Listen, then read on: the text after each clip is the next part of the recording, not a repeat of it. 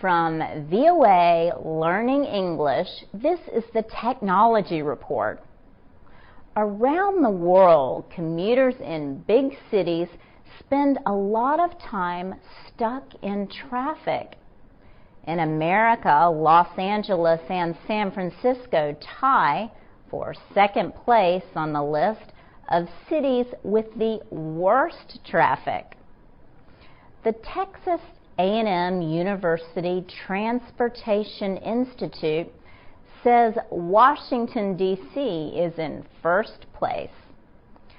Professor Cyrus Shahabi knows about traffic jams. He lives more than 65 kilometers from his office at the University of Southern California in Los Angeles. He says he is always late for meetings, even with the help of a navigation system. So he decided to develop an app for his mobile phone that would help. The ClearPath app is designed to do what other navigation systems cannot. Professor Shahabi says his program uses historical data to predict traffic conditions before the driver leaves the house.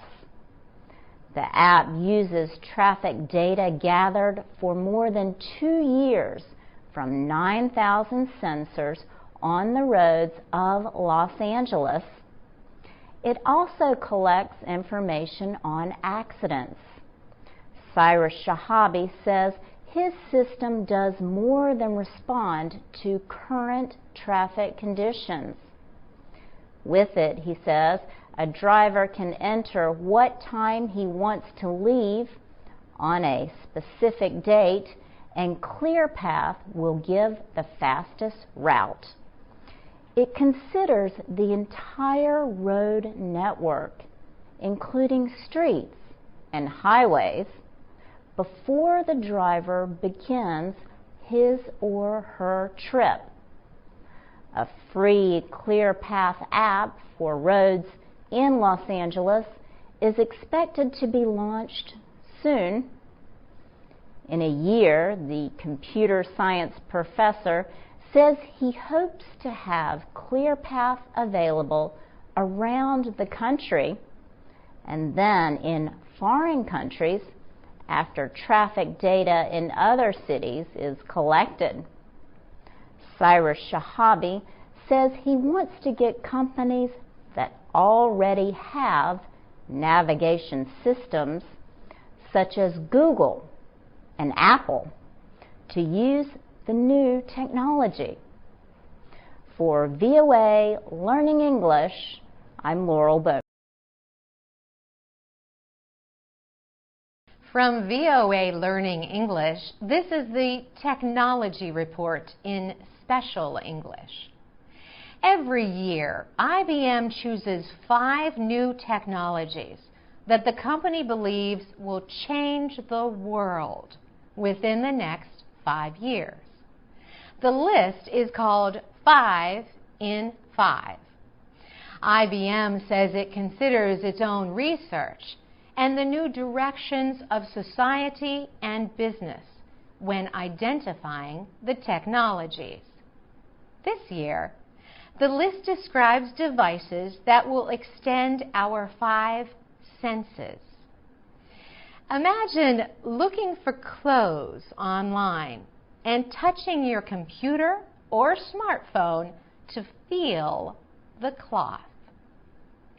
IBM's Vice President of Innovation, Bernie Meyerson, says this technology could be available in the next 5 years. Touch is just one of the senses that technology will help to extend. IBM says smart machines will soon be able to listen to the environment and give us information about the sounds they hear. For example, Bernie Meyerson says an advanced speech recognition system will tell new parents why their baby is crying.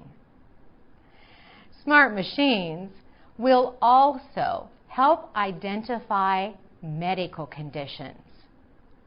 If you sneeze on your computer or cell phone, the device will study the molecules that came out of your mouth. It will then tell you whether you need to see a doctor. Another prediction is that computers will be better able to not just look at images, but understand what they show and act on that information. Bernie Meyerson says IBM scientists are also developing a computer system that can examine and combine molecules to create the most popular flavors and smells. Mark Maloof is a computer scientist at Georgetown University. He says it will be exciting to see what young people will do with the mobile technology, networking, and computing power of tomorrow. For VOA Learning English, I'm Carolyn Presutti.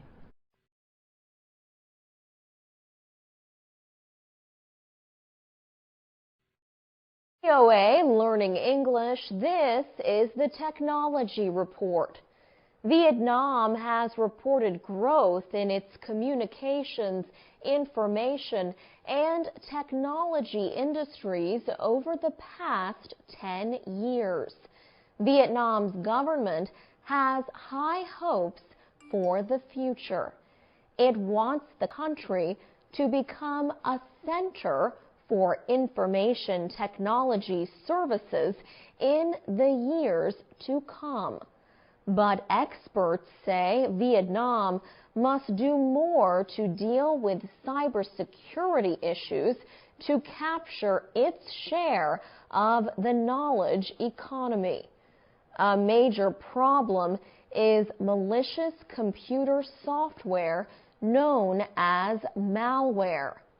Malware programs are used to damage computer operations, steal information, or gain entry to private computer systems.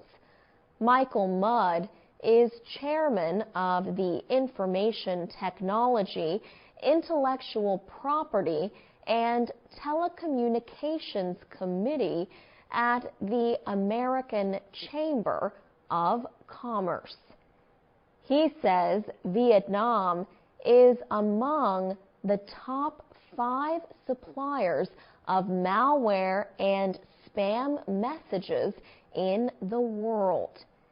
He says few computers in Vietnam are protected by programs that search for and destroy computer viruses. Wahab Yusuf is an official with McAfee, the computer software company. He says many computer users do not do anything until their machine is infected. The use of pirated or stolen software is one of the main ways malware can infect computer systems. The Business Software Alliance says about 80% of the computers in Vietnam have pirated copies of software programs. Michael Mudd says Vietnam needs more IT experts who can care for computer systems and remove malware from the machines. He says education about cybersecurity should start at school age. He says this will help people understand the value of using legal software and antivirus programs. For VOA Learning English, I'm Alex Villarreal. Learning English, this is the Technology Report. Most people spend little time thinking about the act of walking, but millions of people around the world are not able to walk, not even one step.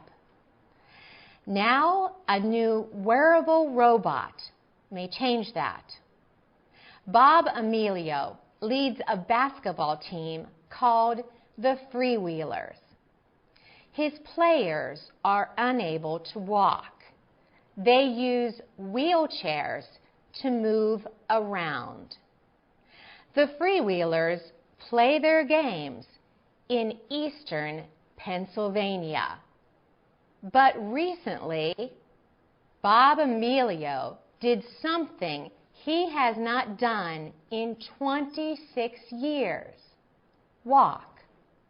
Before he attempted walking, Bob's physical therapist measured him. They prepared him for a high-tech device that would lift him out of his wheelchair and tell his legs to move. The device is a wearable robot called the Bionic Exoskeleton. People who weigh 100 kilograms or less may be able to wear the exoskeleton. When the therapist touched a button, the exo pushed Bob forward and up. Then battery-powered motors acted as his muscles, forcing his legs to move. Russ Engold is co-creator of the company called Bionics. He says people using the device still put their own weight on their bone structure.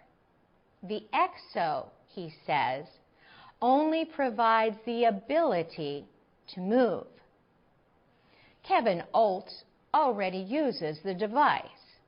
He says it changed his life by giving him hope where he had none before.